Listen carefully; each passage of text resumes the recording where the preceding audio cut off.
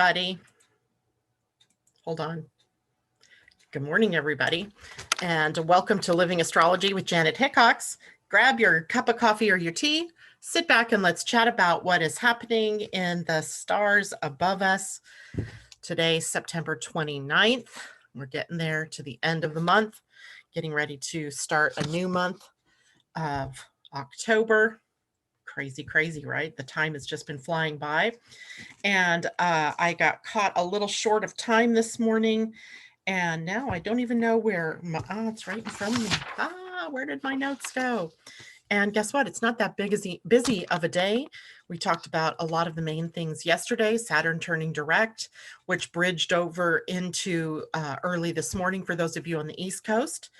And we talked about what was ahead for the week. We have a very crazy full moon coming up, and we have another planet changing direction this week. That would be Pluto later in the week. We changed into a new human design week, so we have a lot of changes and morphing going on. And today is a quieter day in the midst of all of that. Now, it doesn't mean that it's quiet like nothing's happening.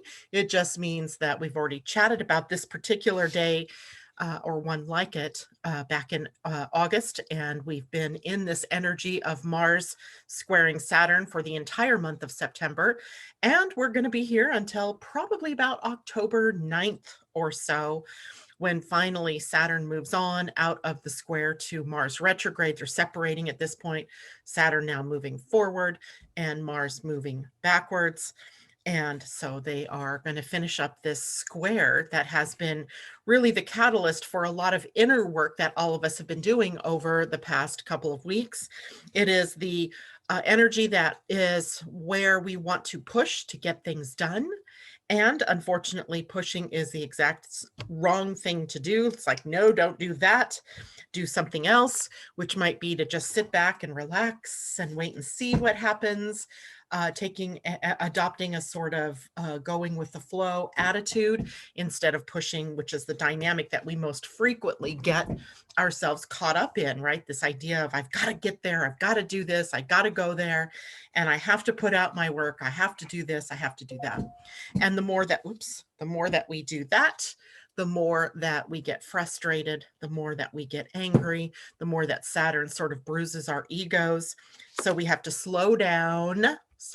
Today's a day to slow down and to reestablish a foundation, or to in some way reimagine or just make adjustments to what it is that you thought you were going to do, that perhaps the plan has changed.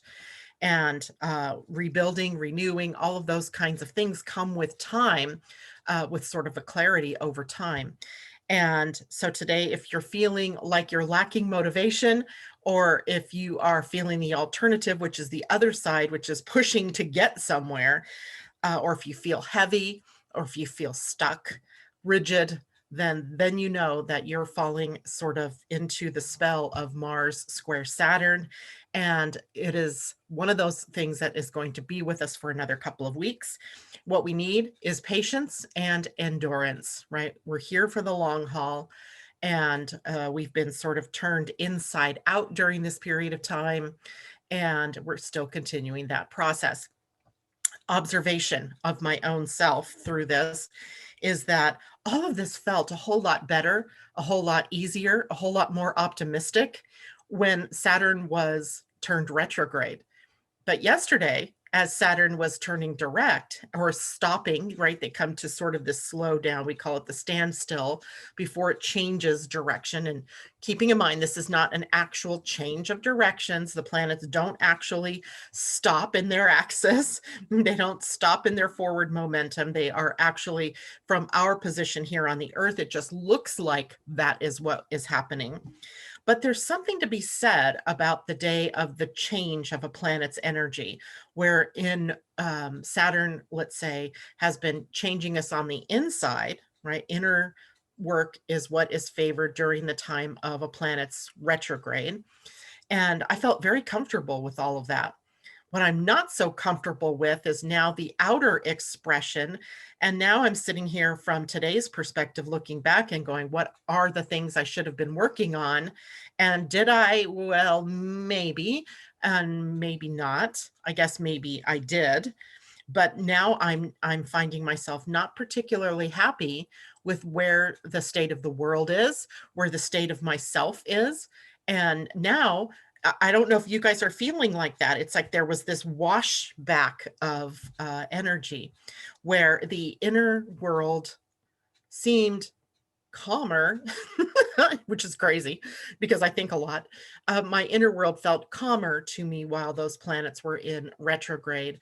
And now it's almost like opening up the windows and the curtains and seeing outside that it's really stormy and that there is so much more work to be done. And that is where we end up in a process of wanting to push and get ourselves pushed out there in some way. And patience and endurance is the name of the game here. Now, I have patience and I have endurance, but haven't we endured enough? Seems like it. But apparently we're not done yet. And apparently we have more work to do. So we keep going and we keep doing what we need to do.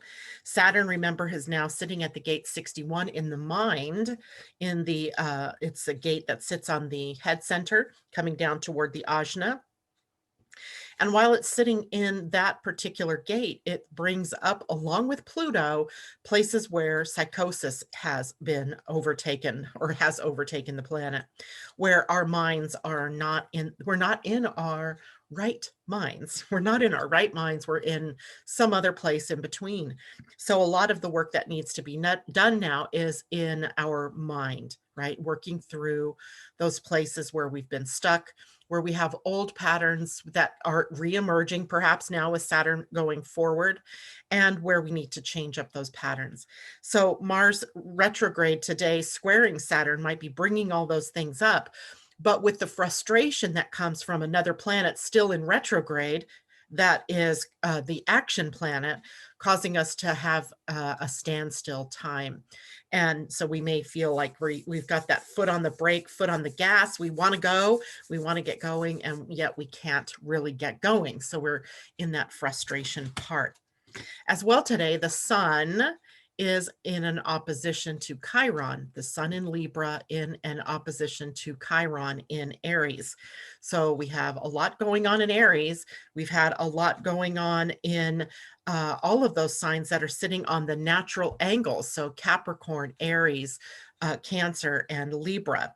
So we're today still with an opposition now to Chiron by the sun and its mighty light shining into the places where we hurt, confronting our shadows and our insecurities and our vulnerabilities, the places that we are maybe hurting still, or where we haven't cleared up everything. And then we're going to experience that through our relationships, perhaps, right? The sun is in the sign of relationships. It's in the sign of partnerships. So it calls to our attention then, if there are issues between us and another, what is it that we're experiencing? And what is it that they are reflecting to us, right? Our relationships are also great mirrors for where it is we're still out of alignment, or where it is that we still have work to do. So we have that going on today as well. What are you learning about yourself? Right? What are you learning about yourself from the sensitivities that you've experienced? That was a big one. As I was writing that this morning, I went, I don't want to share what it is that my insecurity is, because I don't even want to bring it out. I don't want to give it power. But on my own, thinking about what that is, and from those sensitivities, what am I learning? Where do I see that I still have work to do? Right? So that is the question for all of us. Where are the vulnerabilities perhaps expressing to you places where you still have work to do, where you still need, where I can see the sun on my face? How very odd, because I thought I closed that.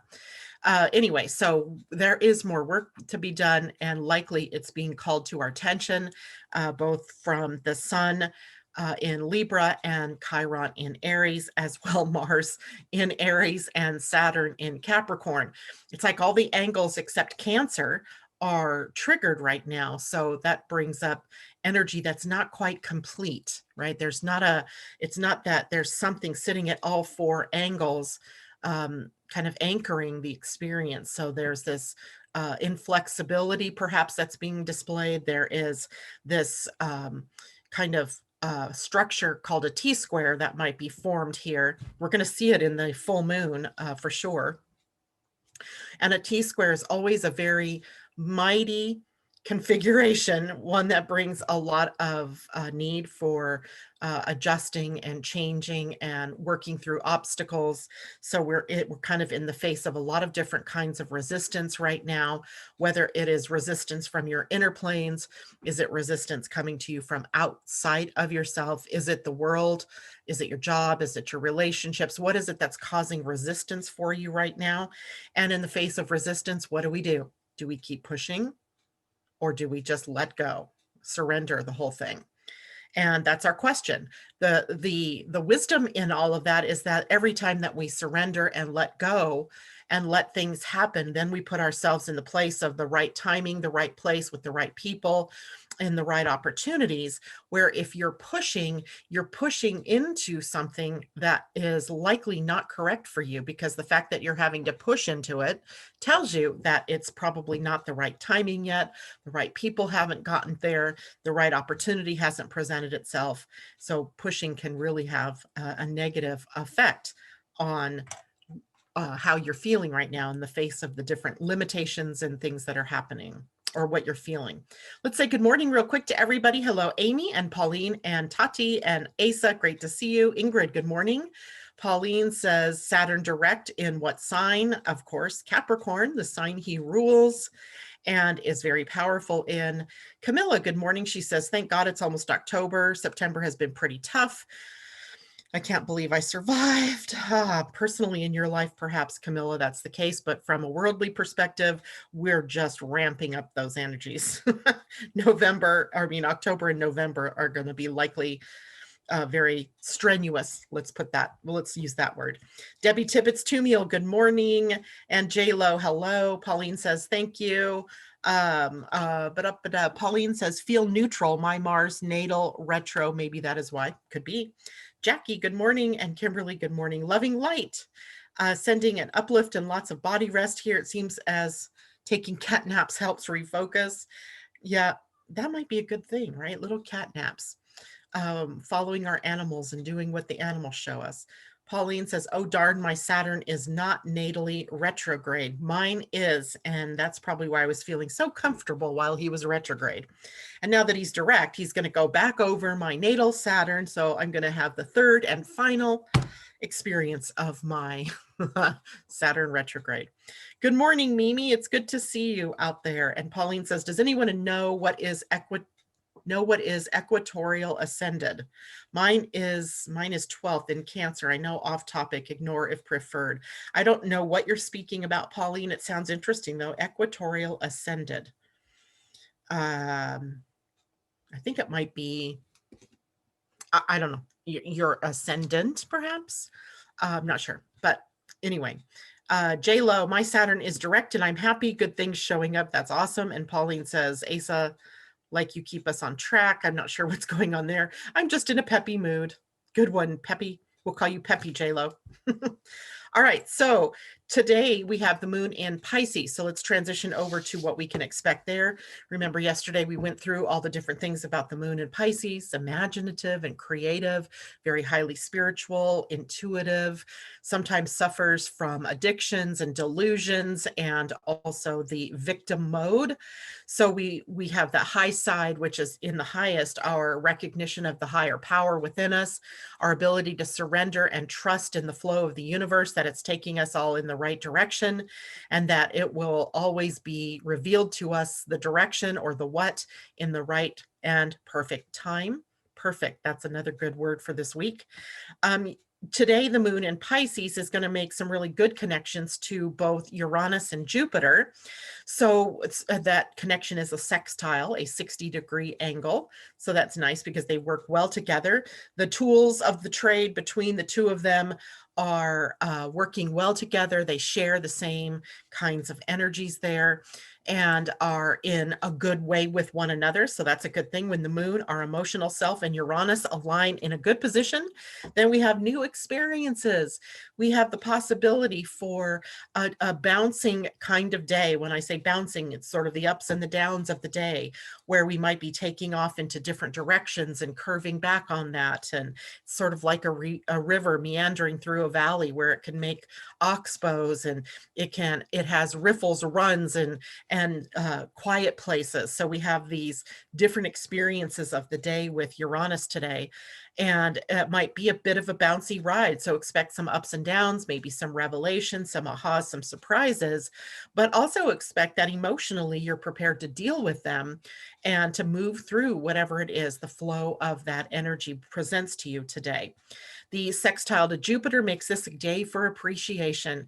And I got to tell you, it's the little things that count, right? Just the small little things. You don't have to be in a grand appreciation of everything. It's just the small things, right? The chair beneath your rear, the back that you're leaning up against, the fact you have coffee or water, clean water, good food, anything small, just the love of people in your life. All these little things add up to the big things, right? So today, with the sextile to Jupiter, we can feel very appreciative of all the things, big and small, that we have in our lives. Now, later this evening, much later, so close to 8 o'clock my time, it'll be close to midnight for those of you on the East Coast, when the moon comes into a conjunction with Neptune. Now, normally this is a conjunction that's built upon dreaminess and sort of not seeing clearly, maybe even a sort of a fogginess in our thinking, and a fogginess in the way that we're able to communicate with one another. But since this is happening so late in the day, my thoughts are that perhaps it invades our dreaming as we go off to sleep tonight, where our literal dreams may be filled with symbols or information coming from our unconscious mind. Maybe our intuition speaking to us through the dream state as we go off to bed tonight. So I would say for everybody, have a pen and pad or something close to your bedstand, so you can write down what it is that you're experiencing, or have the ability in the morning to write down what your dreams were. Maybe there is some information in those dreams that can be of help to you as time goes on here. But literally today and into tomorrow, while this conjunction has taken place, our intuition, our instinctual self is heightened. So we have better access to what is happening in the moment. What is the meaning of the things that we are experiencing? Sometimes, though, with Neptune, of course, it's foggy. We don't always see clearly, what does that mean? And, we might be sitting back going, I get the symbol, but what does that mean for me? What does it mean to me? So we have some things that we have to work through there, perhaps to really get clarity around what it means. And that's the best way to work it out, right? It's much better to have that dreaminess happening in the evening or over into, the overnight hours, because when it happens during the daytime, it makes it hard for us to understand one another, to get our actual work done. We're nodding off, or our minds are wandering. So I'd rather have a wandering mind when I'm going to sleep than a wandering mind while I'm trying to do something important during the day. And not that sleep isn't important, it is, but at least, I'm in a restful position. I'm not having to be on and remember what to say and what I'm doing. So it makes it a whole lot easier. Okay, Amy, thank you very much. She says she's ready for her paycheck. I hope that you have one coming. That would be pretty awesome. Taylor Jenkins, good morning. She says, we've missed you too. Mimi says, Pauline, I will be watching with a wee bit of wine. Yes. So that I'm thinking you're talking about the debates going on this evening. And I'm not even yet tonight. The debate should be interesting with what you shared. I think it's probably going to get pretty scrappy. And I feel like it's probably going to be same old, right? Nothing new, no new information coming out, no new ahas. I think pretty much the lines have already been drawn. I'm not sure that there's anything to glean from the debates, as we would kind of expect with a conjunction to Neptune in the offing. But like I said, that doesn't happen until after 8 o'clock tonight, Pacific time. So that's later than that. So even though it will be applying pressure, we may be able to see people who know what they're talking about. We shall see. I'm never going to discount the effect that Neptune can have on speech and people's thinking. Saturn. Oh, that's cute, Amy. Saturn needs to bring my paycheck because I did the work. LOL. I love that. And let's see. Christine Buckingham, good morning to you. Asa, thank you for being out there this morning. But guess what, guys? That is all I have for you today. 9 catalyzing is our Pleiadian-Earth energy. And the 9, of course, is the number of harmony. So it brings all of the different viewpoints perhaps into view, or I mean, into a harmony, into a balance. Catalyzing energy is that initiatory energy.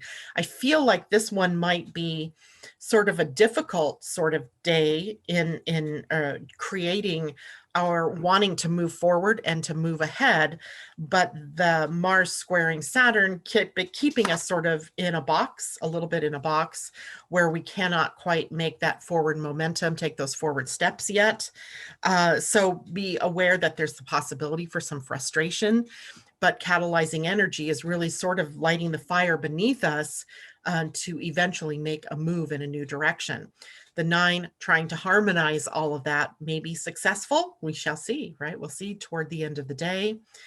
Any questions? Anybody want to talk about anything in particular? Because literally I am done and there's nothing more to share. We've already shared all the big news for the day, and might watch a kiddie movie. Oh, you're saying you're not going to watch the debates. Okay, gotcha. I probably won't either. I just don't think I have the space for all of that. I feel like that's an irresponsible thing to say, but I just don't feel like I have the space to listen to any more stuff that I have to try to tease my way through to determine what's real, what's not, what's truth, what's not. I would really love it if people would just get up to talk instead of bashing their opponents. If they would just say, look, this is the way it is. This is what I will do for you. This is who I am. This is how I'll show up. But no, that isn't going to be the case, right? It's not going to be the case because they'll have to, browbeat everybody else first. And that's the part I don't like about debates, right? I just don't like that idea that we have to,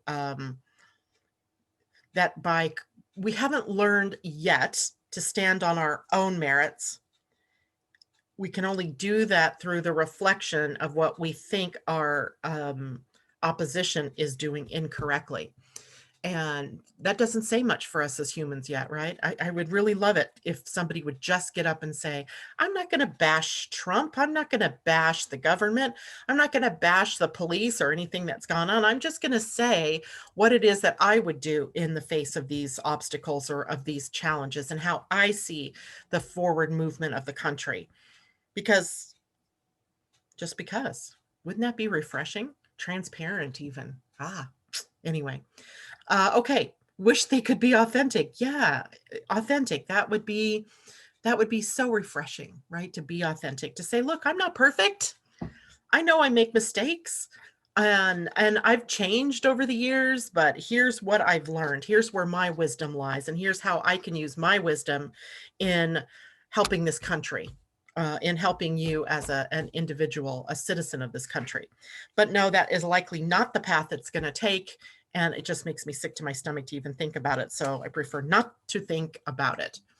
Any advice for this full moon in Aries? Christine, I will indeed have advice for this, but I am not prepared yet to deal with that full moon. I have a webinar that I'm doing later today for the people in the membership. They get to hear that first, but that means tomorrow I will be bringing it to everybody not in the membership. We'll talk about all of the things that are coming up for that full moon. Let me just say it's a nasty one. It's not one filled with love and joy and, frou-frou. It's definitely not. The Mars retrograde square Saturn is still activated. The moon and the sun find themselves in very close proximity to Saturn. and we have some pretty craziness. So it's going to call upon all of our powers of staying out of the fray, right? Staying above the fray, staying in peace. I think we probably need to meditate for the whole next several days. It might be the better way to go, as there are some crazy things. Now, the moon, that's a full moon, is always about letting go. So what can we let go of, or what do we want to complete with? And so you might be thinking about that now, as we're still with the moon in Pisces. Tomorrow, the moon will actually move into Aries, and we'll begin that process of tuning into that full moon and what it is that we want to release and let go. What might come to light during that full moon is also going to be interesting. So, yay, something to look forward to. Advice, I guess, would just be stay in as much peace as you can. A dragon card for the collective to burn debate negativity. Well, let's just find a dragon to light our path ahead and see what we could learn. By the way, yesterday I mentioned to you guys this meditation that's happening with the Mamos, a tribe of Native American tribe in Colombia, Native South American, and they are presenting a meditation for Mother Earth, and I put that information up yesterday. I'm hoping to get some more information from them, but I put up the Zoom link. It didn't, for whatever reason, the picture didn't come along with it, so go to the Living Astrology Facebook page, and you'll see where that information is. And only 100 people can participate, so make sure if you're going to participate, you sort of log in 10 minutes early on Friday. And okay, so the top card wanted to be called out, and it is the Omega Dragon. Harness the divine feminine power of creation, intention, hold your vision, and birth the higher consciousness. Ooh, that might be a very good one. The Omega Dragon. Isn't she beautiful? I love that the galactic center, or the galaxy in the center there. So the Omega Dragon's probably the last one. That's Source and Alpha and Omega. So let's read about this one. Ninth dimensional Omega dragons carry the divine feminine vibrations of Shekinah, the universal energy that created our world. Shekinah is the feminine counterpart of Archangel Metatron's higher light and represents pure creative vision. These powerful beings are assisting the birth of higher consciousness on Earth. Collectively, they hold the vision for the new golden age, and this will enable us to achieve the intention set by Lady Gaia for the evolution of the planet. These beautiful silver white dragons will also help us hold a personal vision for the highest good. Every wish starts with a thought that is translated into a picture. These dragons can see into our mind and will hold our vision with us. Look at that picture again. Most important of all, wait, hold, go back. Here's the guidance for the card for the dragon, from the dragon. When an Omega dragon comes to you, it is time to give birth to a special new project, a pathway, or an aspect of yourself that has remained hidden. Call upon these dragons to fill you with the power of the divine feminine. This will enable you to hold your vision and bring it to fruition in a wise, balanced, and harmonious way. Most important of all, ask the Omega Dragon to look into the greatest desire of your soul and hold the vision of bringing it to manifestation. These dragons can be any shape or size, so just still your mind and give them permission to merge with your energy. Ask them to soften your path and the paths of all who hold the vision of the new golden age. Pretty powerful dragon. Good one for us for the collective. All right, so good one, J-Lo. Thanks for that request. That was a great card. So the dragon's cooling things a bit, right? Bringing us to the more inner world, the inner dynamics. Okay, final questions. Leslie, good morning. And loving light, sleep is my advice. I love it. Courtney says, I don't think we are going to elevate through politics or the government. Once we realize that collectively we move forward, just my 2 cents. I think you have hit the nail on the head. Here's part of the dilemma that the world finds itself in, is that if you will remember back to a conversation I've probably had many times, is that at the end of the Mayan calendar, so this goes back to 2011 and the bridge into 2012, the puppet strings of evolution were basically cut. That meant that we had already evolved, that everything we needed to become conscious co-creators had already been bestowed upon us, right? So we had, ideally, in this moment, we have everything we need to be conscious co-creators. But like any teenager who gets their, puppet strings cut and they go off into the world, they make mistakes and they blow things up, right? Not literally, but maybe literally. They, are running amok, if you will, as they're trying to find their way forward. Well, we are kind of in the world at that place, right? We've been kind of foundering and rolling around and not quite sure which direction we're going. And we're caught up between the need to have elders or to have authority outside of us and the realization that we are really the authorities we've been looking for. So we're caught in that space between looking for the support from our governments or from our communities and anything out in the outer world versus what we really need to be working with, which is our authority coming from within. So you're right. We are not going to find our power in government or politics or in who's running the government or who's running the world or anything like that. That keeps us tied to that old paradigm, right? The old paradigm of greed, the old patriarchal kind of way of being, the hierarchy of being. All of those things are old and are dying and are needing to be let go of in favor of, let's see if I can put this in good terms, in favor of our being our own authorities, of not needing people outside of us to name the rules and to keep us in line, that we have our own integrity, that we are living from a higher purpose, a higher wisdom, that we are embodied divine beings. Now, do I think that's happening tomorrow? No, not happening tomorrow. Likely not happening next year either. It might be another few years before that really fully dawns on us that we are becoming less needy of the outer world and we have our own inner well, our own inner power that is guiding us. And that should be enough to keep us in alignment. But unfortunately, people take advantage of that. And so the rules are still important, right? The laws are still important. But we watch those laws being bent and broken by people who have money, presumably power. And then that gives us, feeds into our need to still have rules to protect those who don't have money and power. So we're in this dilemma, right? We still need to have that sort of guidance outside, but truly where we're headed is to a point in time where we no longer need that it's a higher power that is guiding us. It is the recognition of our own divine self and how we are all interconnected and interdependent that will ultimately be the place that we're going. We're just in that between time, right? We're neither the children that need guidance, nor are we the mature, responsible adult yet. We're kind of caught in that teenage years, if to use that as a model.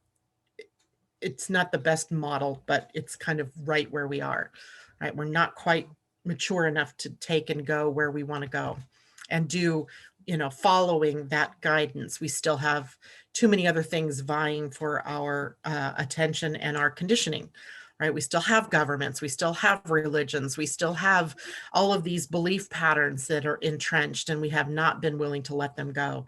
When we're ready to let all of that go, then we'll see that the real wings that we have to fly will appear. Yay, right? So that is that's a timing thing. That is kind of you know, collectively, this is why I was saying earlier in the year that all of this comes down to what you are thinking about. What are you focusing on? Where are you going in your life? Because the only power you really have to grow up and to be mature is to take those steps yourself, right? And to go through your fears and your shadows and to deal with those and deal with them responsibly, not, you know, splashing them out there and you know, watching, you know, how that moves through people in your lives. You know, being responsible, taking on your own authority and doing and living from that place. That's your only real power here, right? It doesn't really matter because I mean, you can't change what's going on in the outer world except by changing yourself and your own view and how you see what's going on out there. And I think the more that we are able to stay out of that crazy power structure, power hungry monster that is that outer world, the better off we are, right? Because we're just keeping focused on what we desire, on what we want, on where we're going, and letting everybody else, letting the chips fall where they may. Because really, I mean, I'm not advocating don't take responsibility. I'm saying your vote, your money, your words, your focus are yours to use to create the world the way that you want it. Focus on that, perhaps. All right, that is it for me. And